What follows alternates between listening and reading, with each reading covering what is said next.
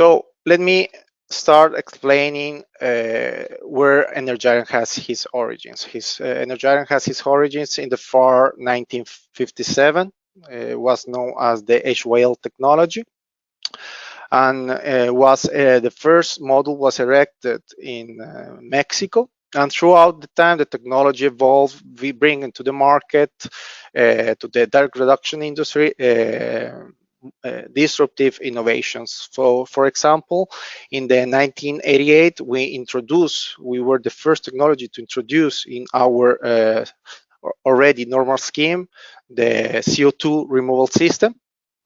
And after that, we make also an important discovery that the iron that was content in the DRI was a perfect catalytic for the reforming reactions inside the reactor. So we were and we are the only technology capable to avoid an external reformer. So we are capable to use directly the natural gas coming from the battery limit.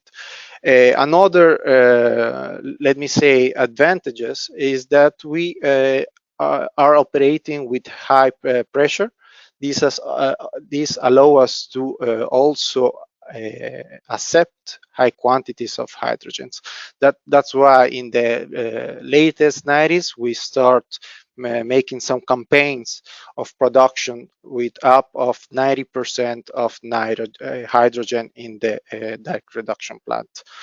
After, in the 2006, start the strategic alliance between Daniele and Tenova with the trademark Energiron. $5, and that was landed in Asia.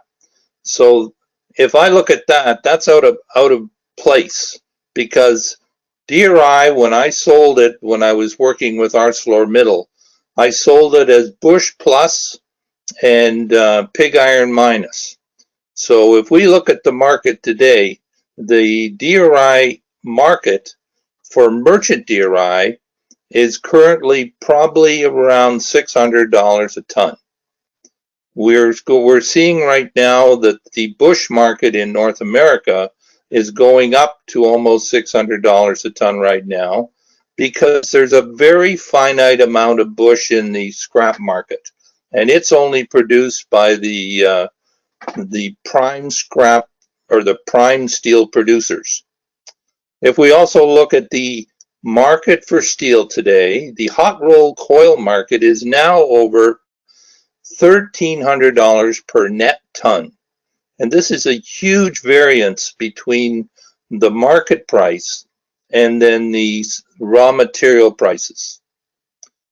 If we go back for a second to the DRI globally, if we take a look at NAFTA, we produce about 13 million tons per year. And if we look at globally, we produce about 112 million tons per year. This total is only about 5.6% of the global steel market, the way we are now, because we produce somewhere in the neighborhood of 1.8 billion tons of steel, with China being the lion's share, and also China is highly integrated. It's only about 10% electrics, and they're trying to convert at this point in time. That from the San Marcos shutdown that appears the one a year and a half almost. There's always now an increase in demand of pellets. For sure, we are. If we look to the outlook also for the DR pellets in future, we are seeing that the curve is going up. We are always looking forward for an increase of DRI installations, so DR plants installations.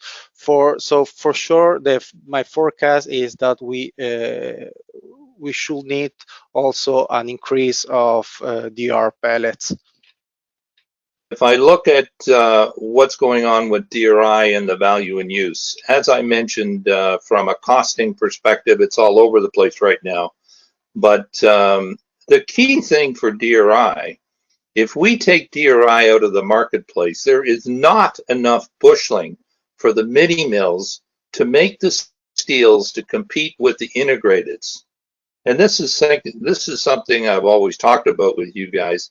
The integrateds are supplying a product that's coming from iron ore, and it's an 80% hot metal charge going into a BOF, and they can only dilute it so much, or a very small amount, and they can get the very low copper levels required for the automotive exposed grades.